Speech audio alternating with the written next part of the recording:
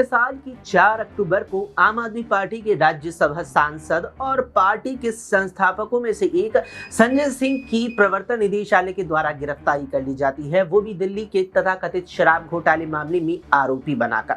4 अक्टूबर की वो सुबह थी जब ईडी के करीब दर्जन भर अधिकारी संजय सिंह के राउज एवेन्यू स्थित आवास पर छापेमारी करने पहुंचते हैं, जिसके बाद दिन भर छापेमारी उनके घर पर चलती है। तमाम दस्तावेजों को खंगाला जाता है, तमाम यहाँ जो घर में चीजें होती है उनमें उथल पुथल मचाई जाती है। सबूत ढूंढने के लिए ईडी पहुंचती है और उसी शाम को उन्हें गिरफ्तार कर लिया जाता है, जिसके बाद अगले दिन यानी 5 अक्टूबर को संजय सिंह को ईडी के द्वारा दिल्ली की राउज एवेन्यू कोर्ट में पेश करती है और वहां से ईडी को संजय की न्यायिक हिरासत मिल जाती है, जिसके बाद संजय लगातार ही दिल्ली की उस ही राउज एवेन्यू कोर्ट, फिर दिल्ली उच्च न्यायालय और सर्वोच्च न्यायालय का दरवाजा अपनी जमानत के लिए खटखटाते हैं, लेकिन लगातार उन्हें तारीखें मिलती है।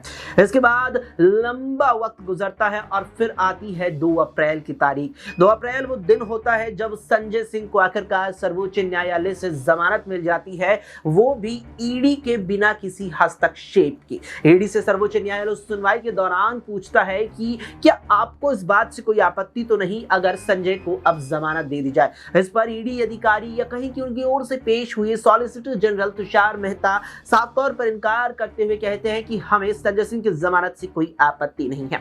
लेकिन इस बीच संजय सिंह की गिरफ्तारी और फिर 2 अप्रैल को हुई उनकी जमानत के बीच पार्टी को एक बड़ा झटका लग चुका होता है। वो बीती 21 मार्च को, जब पार्टी के संयोजक और दिल्ली के मुख्यमंत्री अरविंद केजरीवाल की इसी मामले में ईडी गिरफ्तारी कर लेती है।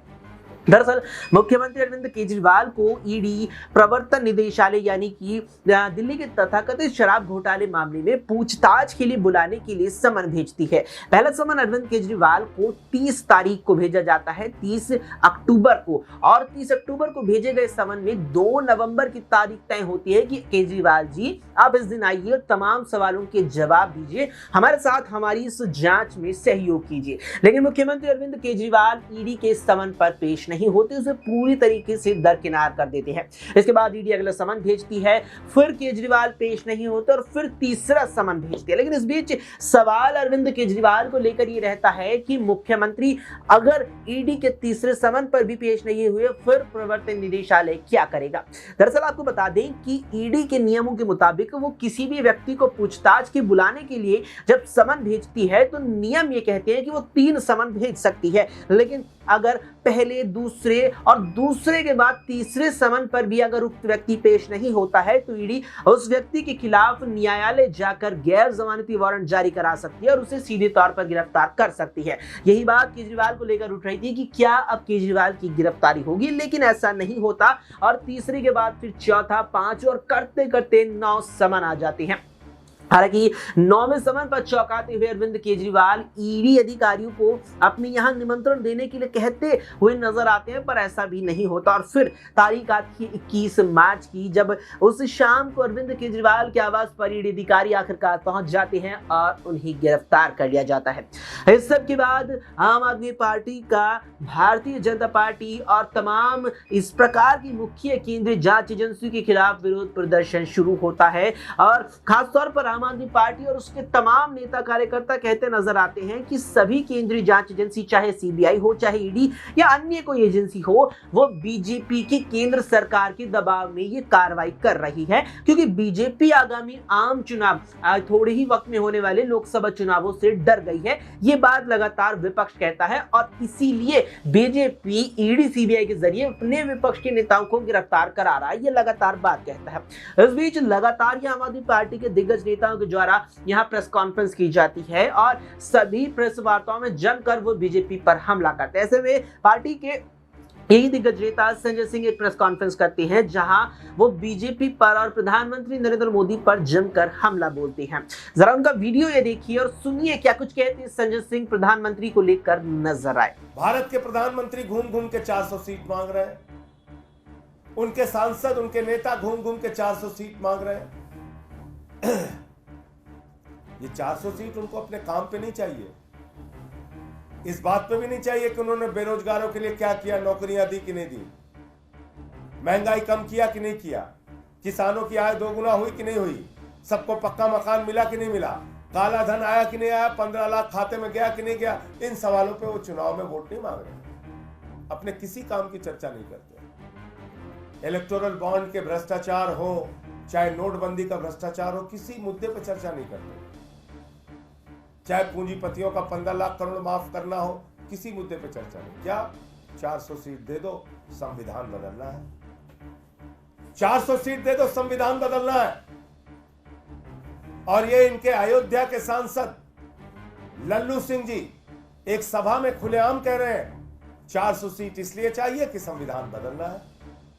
ज्योति मिर्धा भारतीय जनता पार्टी की सांसद की प्रत्याशी कहती है 400 सीट चाहिए इसलिए कि संविधान बदलना है। अनंत हेगड़े जो पूर्व केंद्रीय मंत्री है बीजेपी सरकार के, वो कहते हैं 400 सीट दे दो, संविधान बदलना है। और अभी जो ताजा मामला आया है वो मेरठ के प्रत्याशी जो सीधे तौर पे प्रधानमंत्री नरेंद्र मोदी जी के प्रत्याशी हैं, अरुण गोविल जी। अरुण गोविल जी बयान दे रहे हैं 400 सीट चाहिए, संविधान बदलना है। तो आप भारत का संविधान बदलना चाहते हैं? इस देश के 85% लोगों को जो अधिकार मिला है, दलितों को, पिछड़ों को, आदिवासियों को, अल्पसंख्यकों को जो अधिकार मिला है, आरक्षण का अधिकार, वो आप उनसे छीनना चाहते हैं। नौजवानों को जो अधिकार मिला है वो आप छीनना चाहते हैं। किसानों की एमएसपी का जो अधिकार मिला है वो आप छीनना चाहते हैं। जो एक वोट का अधिकार मिला है जिसके कारण बड़े बड़े नेता, बड़े बड़े प्रधानमंत्री, मुख्यमंत्री जनता के सामने सर झुकाते हैं, वो अधिकार आप छीनना चाहते हैं। क्या मनसा है आपकी संविधान बदलने से? क्योंकि हमने देखा है संविधान बदल के आपने क्या किया। दिल्ली के अंदर सुप्रीम कोर्ट के 5 जजों के फैसले को आपने दिल्ली में सर्विसेज के मामले में जो फैसला था उसको देश के अंदर, संसद के अंदर बदल दिया।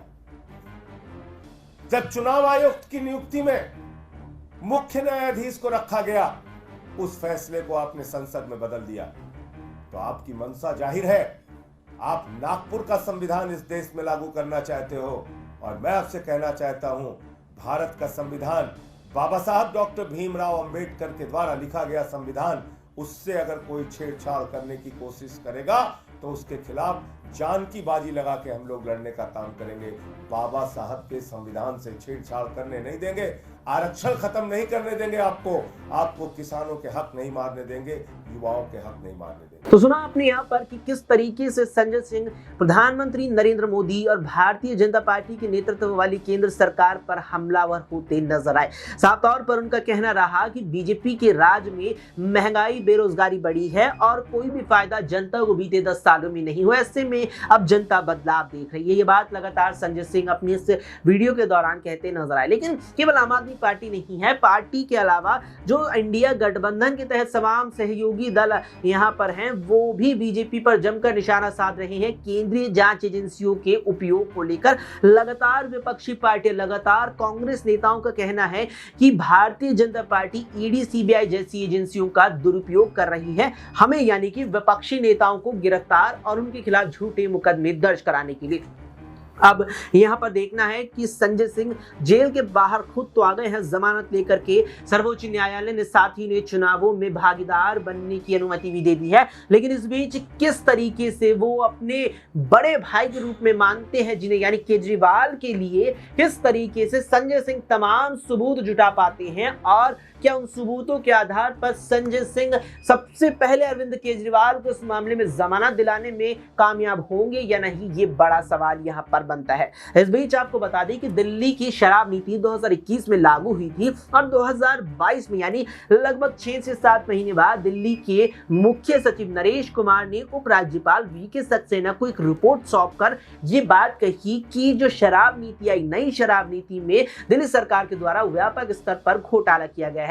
इसके बाद उपराज्यपाल वीके सक्सेना ने सीबीआई को चिट्ठी लिखकर मांग की इस मामले में उसके हस्तक्षेप यानी जांच की और फिर सीबीआई इस मामले में जांच करने पहुंच जाती है, जहां वो सबसे पहले पार्टी के अगर बड़े नेताओं की लिस्ट बताई जाए तो उसमें पार्टी की ओर से दिल्ली सरकार में पूर्व स्वास्थ्य मंत्री रहे सत्येंद्र जैन को गिरफ्तार करती है। इसके बाद दिल्ली के पूर्व उप मुख्यमंत्री मनीष सिसोदिया गिरफ्तार होते हैं, जिन्हें अब गिरफ्तारी हुए 1 साल से ऊपर का वक्त हो चुका है, फिर संजय सिंह और फिर अरविंद केजरीवाल। लेकिन अब संजय सिंह बाहर आ चुके हैं और वो क्या अपनी पार्टी के तमाम नेताओं को, तमाम अपने सहयोगियों को जेल से बाहर छुड़ाने में, जेल से बाहर लाने में तमाम सबूत पुख्ता जो है जुटा पाएंगे या नहीं, ये बड़ी चीज देखने को अब रहने वाली है। लेकिन इस पर क्या कुछ आपकी राय है, कमेंट बॉक्स में हमें कमेंट करके जरूर बताएं। फिलहाल के लिए इस पेशकश में इतना ही। देश और दुनिया की तमाम खबरों के लिए देखते रहें SPN 9 न्यूज।